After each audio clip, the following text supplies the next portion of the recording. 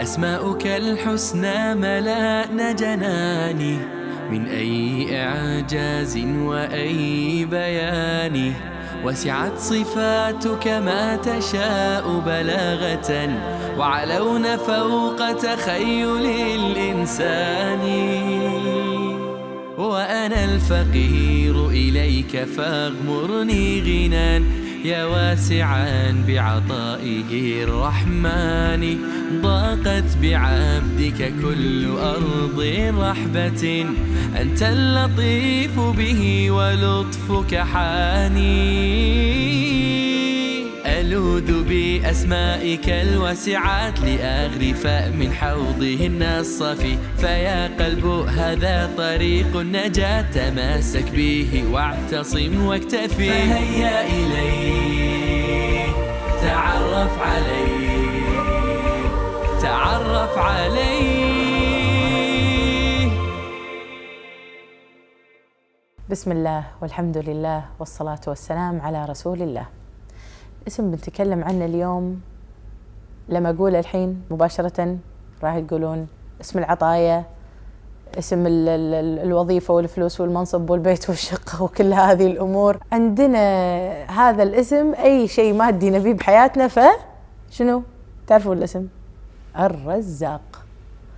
طبعا احنا اليوم بنتكلم لازم عن شوية هالمواضيع، لازم يعني عشان بالأخير الناس هم تبي دنيا وتبي رزق وشلون نحصله وشلون نوصل له، بس هم بنتكلم عن الأرزاق اللي وايد أهم من كذي. قبل لا نتكلم عن هذا الموضوع وهذه المعاني، نبي نوقن بأن رزقنا راح يوصلنا مهما كنا ووين كنا وشنو ظروفنا وشنو أحوالنا، ربي بيوصلنا رزقنا أي كان هذا الرزق، مال، فلوس، نفسية سعيدة. لأن الله سبحانه وتعالى يقول لنا في القرآن: وفي السماء رزقكم وما توعدون. بعدين يقسم باسمه: فورب السماء والأرض إنه لحق مثل ما أنكم تنطقون. شفتوا أنتوا الحين شو قاعد تنطقون؟ شفتوا الصوت هذا قاعد يطلع؟ هذا مو أمر حق قاعد تشوفونه قدام عينكم، هذا رزقكم بتشوفونه قدام عينكم. وربي يقسم بعزته: فورب السماء والأرض إنه لحق. فالرزق موجود وراح يوصلك، بس شنو احنا نبي يقين واستسلام وعدم استعجال. لأن احنا شنو مشكلة الإنسان؟ الله سبحانه وتعالى يقولنا: وخلق الإنسان عجولا. عجولين، نبي بسرعة، الفلوس بسرعة، المنصب بسرعة، بسم الله تو متخرج يبي مدير، تو ما أدري شنو. طب يعني شوي الموضوع كل شيء. أصلا الله سبحانه وتعالى يقول عن الرزق: ولو بسط الله الرزق لعباده، لو بسط الله الرزق زين لبغوا في الأرض، ولكن ينزل بقدر ما يشاء إنه بعباده خبير بصير. الله سبحانه وتعالى أخبر فينا وأبصر، يدري ويعلم بأن إذا بسط الرزق في الأرض الناس كان بغوا في الأرض، بس ينزل شوي كل واحد على قدره. في ناس وهذا القدر يختلف من شخص لشخص. الرزق لا تقارنين فيه غيرك أي كان هذا الرزق، لا رزق ابناء ولا رزق زوج ولا فلوس ولا منصب ولا شيء، لأن كل واحد ممكن تربي معطيك بهالشيء وهذا الشيء مو موجود، والثانية مو معطية بهالشيء يعني. فإذا بتقارن، فاللي بيقارن يتعب. خلي يكون عندك يقين بأنك مرزوق. نحن مرزوقين ممن الله سبحانه وتعالى يقول عن نفسه: إن الله هو الرزاق ذو القوة المتين. عجيب هذا الاقتران بين الرزاق والقوة والمتانة. المتين الشديد في القوة. الله سبحانه وتعالى لما قاعد يقولنا أنه هو رزاق، قاعد يطمنا أنه هو ذو قوة ومتين كذلك. يعني رزقك مهما حسيت أنه مستحيل راح يوصل لك. تدرون شو المثال اللي دائما أضربه بهذه الآية؟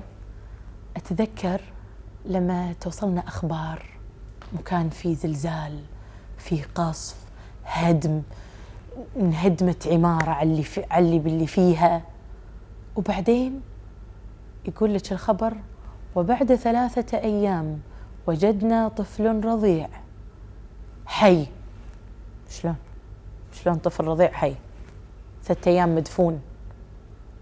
نوقن بأن الله رزاق ذو قوة، ذو القوة المتين، قاعد يوصل له رزقه. شنو؟ ما ندري، يعطيه من الهواء، يعطيه التراب، ما ندري شنو هذا الرزق، ولكن الله سبحانه وتعالى قاعد يوصل له رزقه.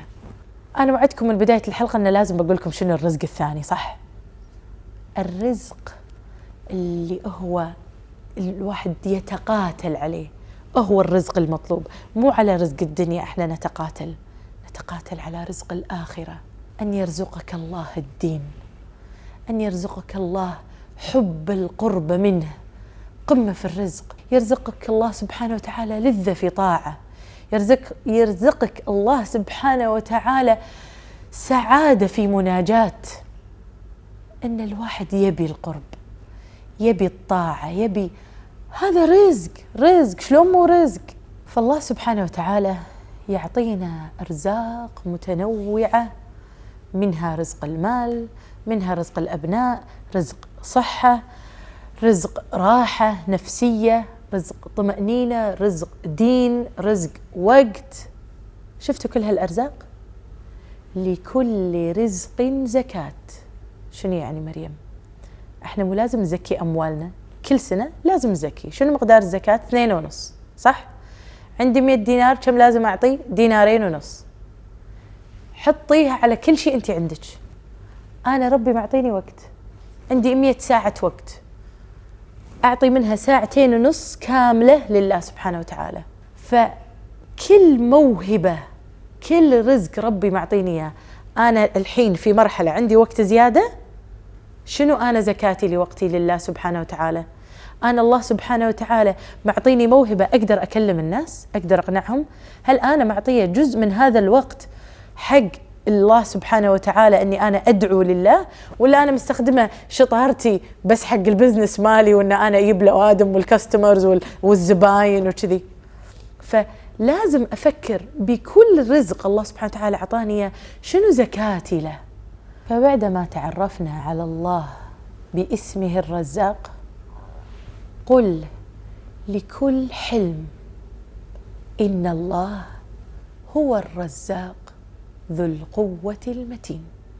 سبحانك اللهم بحمدك، أشهد أن لا إله إلا أنت، أستغفرك وأتوب إليك. أسماؤك الحسنى ملأنا جناني، من أي إعجاز وأي بيان، وسعت صفاتك ما تشاء بلاغة، وعلون فوق تخيل الإنسان.